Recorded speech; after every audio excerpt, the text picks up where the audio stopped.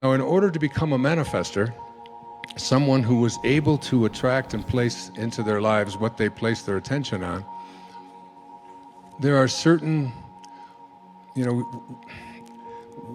we saw a lot about something called The Secret not too long ago, on all the newspapers and magazines and on the news and always. And I was asked to be a part of that and stayed away from it for different reasons. Because for me, manifesting is not about attracting what you want. Manifesting is an awareness and an understanding that you attract what you are. We do not manifest what we want. That comes from a place of missing. We manifest what we are. The angels who will guide you throughout your life will only be there for you when they recognize themselves in you. And they cannot recognize themselves in you and guide you when you are filled with hatred, anger, judgment, condemnation, bitterness, fear, anxiety, stress. You have to let all of that go and be love. Be in this place of perfect divine love. Love for everything and everyone on our planet. That's self-actualization at work. If you organize your mind to a certain level of organization, it in turn organizes the whole system. Your body, your emotion, your energies, everything gets organized in that direction. Once all these four dimensions of you, your physical body, your mind, your emotion and the fundamental life energies are organized in one direction. Once you are like this, you can manifest what you want. If you organize these four dimensions in one direction and keep it unwavering in that direction for a certain period of time. Right now the problem with your mind is, every moment it is changing its direction. It is like you want to travel somewhere and every 2 steps if you keep changing your direction, the question of you reaching the destination is very remote unless it happens by chance.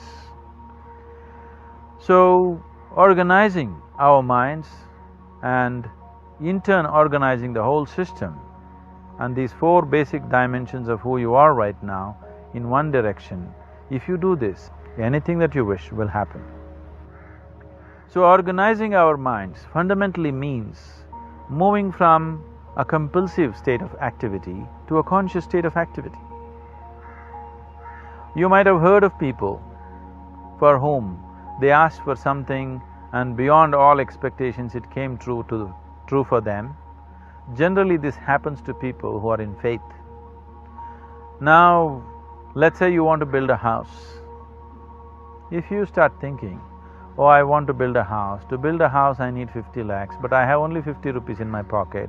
Not possible, not possible, not possible. The moment you say not possible, you are also saying I don't want it. So on one level you're creating a desire that you want something, on another level you're saying I don't want it. So in this conflict, it may not happen.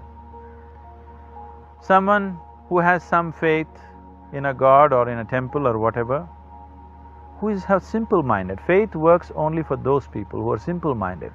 Thinking people who are too much thinking, for them it never works. A childlike person who has a simple faith in his god or his temple or whatever, he goes to the temple and says, Shiva, I want a house. I don't know how, you must make it for me. Now in his mind there are no negative thoughts. Will it happen? Will it not happen? Is it possible? Is it not possible? These things are completely removed by this simple act of faith. So what is possible and what is not possible is not your business. That is nature's business. Nature will decide that. You just see what is it that you really want and strive for that. And if your thought is created in a powerful way, without any negativity, without any negative thoughts bringing down the intensity of the thought process, it will definitely manifest. The whole existence today, modern science is proving, is just a reverberation of energy. It is a vibration. Similarly, your thought is also a vibration. If you generate a powerful thought and let it out, it will always manifest itself. So generally, people are using faith as a means to remove the negative thought. Today, once you have become thinking human beings, your faith is not too deep. It doesn't matter how much faith you think you have, somewhere doubts always crop up. Right now, the way your minds are made, this moment, if God appears right here, you will not surrender to Him. You will want an investigation whether He is really God or not. With this kind of mind, you should not waste your time on faith. So there is an alternative, which is commitment. If you simply commit yourself to creating what you really care for, now once again, your thought gets organized in such a way, there is no such thing as whether it's possible or not possible. There is no hurdle in your thought process. Your thought flows freely towards what you want. Once this happens, making it happen will also naturally follow. So to create what you really care for, first and foremost thing is that what you want must be well manifested in your mind, that this is what I want. Is that what you really want? You must look at it, because any number of things in your life you have thought, this is it. The moment you reach there, you realize that's not it, it's the next one and the next one and the next one. So what is it that one really wants is one thing. First of all, we must explore. Once that is clear and we are committed to creating it, now there is a continuous process of thought in that direction. Once you can maintain a steady stream of thought without changing direction, definitely this is going to happen in your life, or it will definitely manifest as a reality in your life.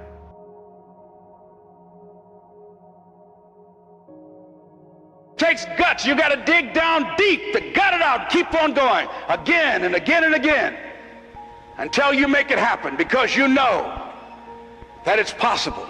Now, what do you do during the hard times, Les? Here's what you must do. Number one is, you must have faith. Paul said you must have the faith to call forth those things that be not as though they were. Judge not according to appearances. Don't judge your circumstances and the possibilities for your future based upon what you have now and because of what's going on now. No, no, no, no. That's not the real reality there. So you've got to have faith, you talk to yourself, you say that affirmation. The next step is you must have patience and engage in consistent action. Patience and engage in consistent action. See, everything does not always happen, ladies and gentlemen, when we want it to happen. It doesn't happen quickly. So in that process, they have something in the Far East called the Chinese bamboo tree. The Chinese bamboo tree, every day it has to be watered and fertilized. It's a very hard nut, and it takes 5 years of watering and fertilization every day, according to American Geographics, before it breaks through the ground. At any time, if the watering process and the nurturing and the fertilization process is stopped, the Chinese bamboo tree will die in the ground. Now, once it breaks through in that 5th year, then in 6 weeks it grows 90 feet tall. Now the question is, does it grow 90 feet in 5 years or 6 weeks? The answer is obvious. It takes 5 years. That's how long it took to grow it, to build that foundation, to nurture it, to water it, to build the reputation, to build the credibility, to learn the market, to learn people, to learn yourself, to learn the system, to learn how to do it, to figure it out. That's why you must have patience and engage in consistent action. But what is it that will give you the drive? What is it that will ignite the courage in you to get up and come back again and again and again? How is it that you would be able, what reasons that can tap in to that deep down feeling that goes to your gut, that no matter how many times you get knocked down, that you're coming back? What is it? Write it down. Let me tell you something, ladies and gentlemen. During those moments when it's hard, not only must you have patience, patience and engage in consistent action. But you must turn to a power greater than yourself and just say, Lord, whatever I face today together, you and I can handle it. And I know some way and somehow you'll make a way for me. You'll make a way for me.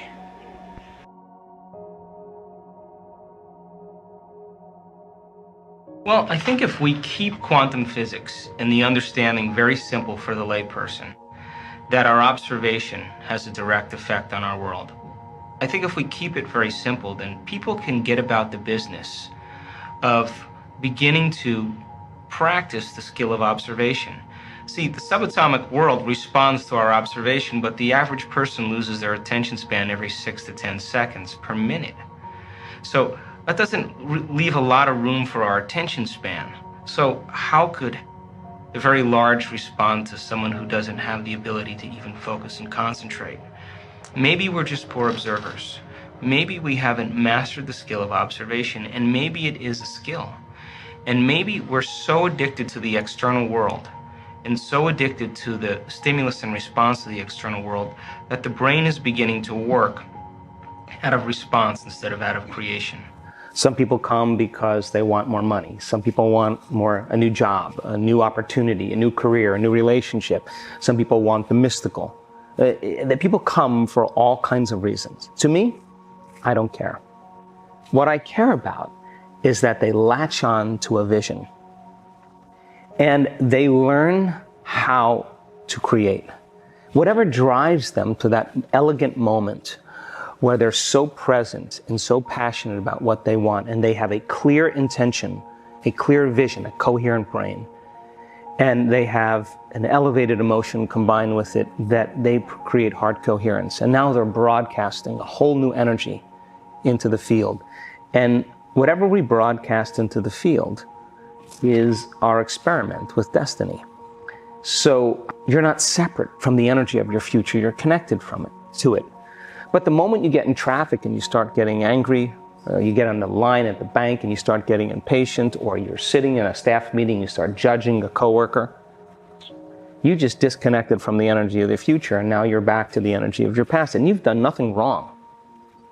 You just lost your connection to the future. Now, the importance of that is to notice that you're disconnected. And if you say to me, well, that person made me feel this way and think this way, I'd say, oh my gosh, you're back to the unconscious program of being a victim in your life. The victim is saying that someone or something is controlling how I think and feel. But a person who's producing outcomes in their life, all of a sudden they say, wow, the way I'm thinking and feeling is creating outcomes in my life. Now I'm a creator in my life, and now I believe less that I'm a victim of my life. Point one. Point number two is that people think that they want certain things because they're experiencing lack. And so they have to go about becoming the very person. So then if we reframe it and you say, oh, I really want to be wealthy, I want all my needs met, and I'll say, really, why do you want to be wealthy? And they'll say, because I want freedom. I'd say, okay, well, let's focus on freedom for 2 hours. And I let them sit in that emotion and those habits until they finally got beyond them. Now, that's the work. So that person that they've had to conquer, that person they've had to overcome, that they had to become conscious of so they would not go unconscious again. The side effect of that is self-love. The side effect of that is a level of satisfaction with yourself that allows you to be satisfied with others. And people who judge themselves will judge others. People who hate themselves will hate others. People who are impatient with themselves will be impatient with others. People who abuse themselves will abuse others. People who love themselves will love others. People who feel a gratitude for their effort will have gratitude authentically in their life. People who are joyful because they sat in the fire and something changed are going to naturally be joyful, not because they need a car or a wardrobe or a vacation to feel that. They feel joyful because they really feel joyful. It's not coming from out there, it's coming from in here. They will be joyful in their lives and it'll be real. So We're just seeing a community of people reaching that consciousness, and they're not relying on somebody out there to bring them joy. They're joyful because they're in love with who they are.